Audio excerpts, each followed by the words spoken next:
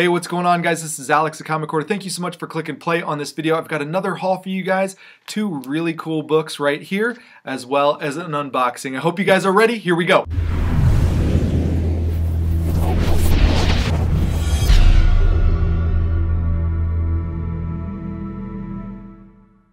As you guys know by now, I like to give shout outs and feature channels who are new to the comic book community here on YouTube. So today I'd like to give a shout out to DK Comics and Cosplay. They've been on YouTube for about a month now and have about 85 subscribers, so under 100. So if you guys want to check the link in the description below, go to their channel, sub them up, and show them some support as they're brand new in this community. So I want to get straight into this haul. This first book is one that I most recently saw on Lords of the Long Box, one of their auctions recently. TiVo added this in on one of his lots.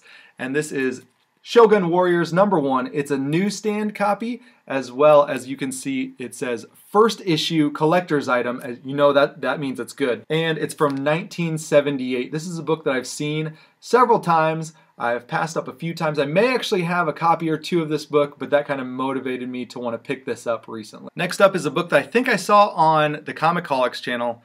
See a lot of books on their channel and then end up picking up those same books. This is Mortal Kombat 0. Now I could be wrong whether I saw it on their channel or not, but if you were an 80s kid growing up in the 90s playing Mortal Kombat, this is probably brings back some good memories for you guys. I found 3 copies of this. Found another copy of Bloodshot #7, and I believe this is the first full appearance of Ninjak. I can't remember if this book has any significance, but it's The Adventures of the Super Mario Brothers, and this is issue #1. Also Captain N, the Game Master. I feel like I've seen this recently on somebody's video, but I can't remember why, and it was super cheap, so I just picked it up in the hope that maybe it was something. Every time I see Spawn #9, I usually pick it up. I'm searching for a newsstand copy, but this is a really nice. It's a little dirty on the spine, could use a little cleaning there, but other than that, it's the first appearance of Angela. Not sure why I just picked up these 2 issues, but I picked up Infinity Gauntlet #4 with that pretty cool Thanos on the cover there, and then Infinity Gauntlet #6. This is the final battle. I want to show you guys a book that was featured pretty heavily on Comic Tom 101. Now I have several copies of this book. I was able to find 3 more. This is X-Men #1. This is the no claw variant. As you can see, Wolverine's left hand has no claw. That no claw is on purpose. It would impede on the Captain America celebration there in the corner. Celebrating 50 years in comics, Captain America 1941 to 1991.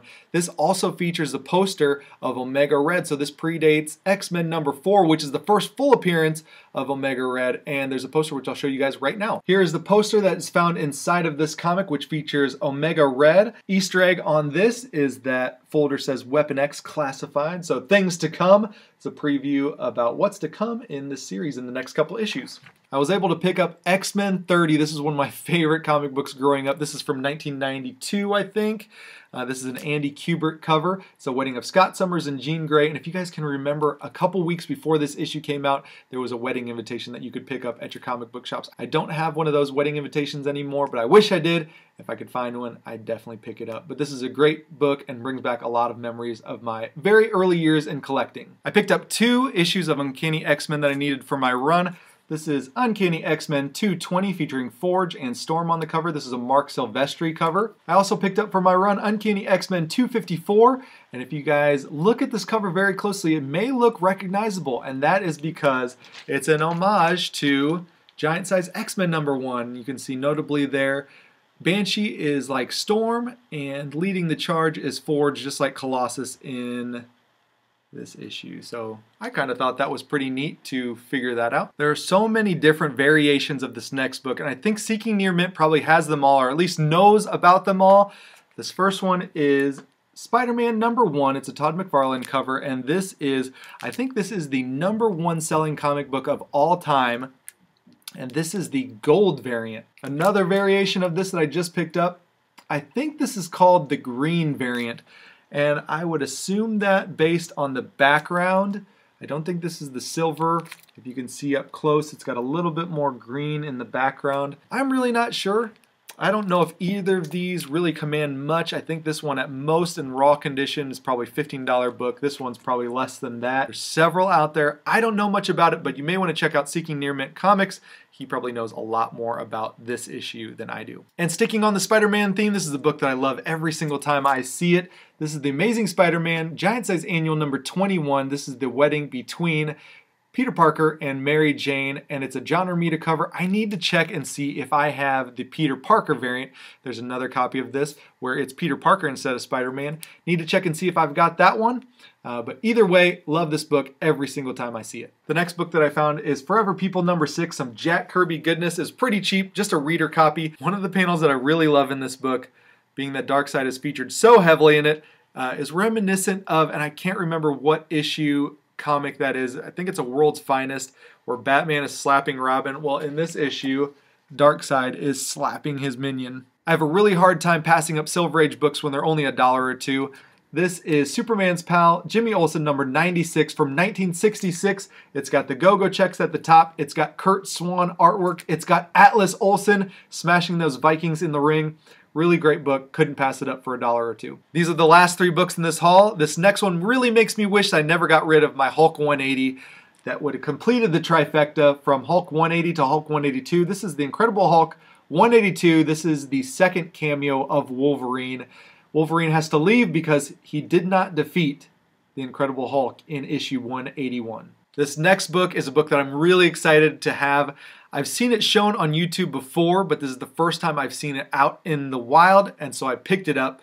This is banned after a lawsuit with Disney and Company for misusing their characters, and so it's banned for future sales as well as future reprinting of this book. This is Bobby London's cover artwork and Dan O'Neill's story and interior artwork. This is Pirates Bunnies number 1. I'm not going to get into too much about what's in the interior of this book. You can kind of do your research on your own if you're curious.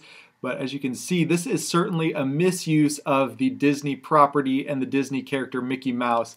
You can see Mickey Mouse running a plane with drugs tied to the back of his plane. This is a book that is just crazy. I've seen it shown before, and when I saw it out in the wild, I had to capitalize and buy this thing. So we've made it to the last book in this haul, and this is another unboxing of a CGC slab. Really happy to have this book. It's an upgrade to one of the books that I've already had. Got this book late last year, and this is already an upgrade to that book. This is a pretty big key in my book. I'm just happy to have a really nice solid copy of this. And so I'm going to open this right now. And this is a book that I got from Jeremy Edwards, a really good friend in the comic book community. This is an upgrade, a solid mid-grade copy of Green Lantern number 87, the first appearance of John Stewart. And I don't know if you know this, but this is the second appearance in cameo of Guy Gardner. This is a Denny O'Neil story, as well as Neil Adams artwork, and it's graded CGC 6.5. Really happy to have a nice upgraded copy of this book. There's been a lot of buzz around this character and whether he will be in the DC Cinematic Universe. Either way, thank you so much, Jeremy. I'm really happy to have this copy of the first appearance of John Stewart. That'll do it for this haul. If you guys could check the link in the description below for DK Comics and Collectibles.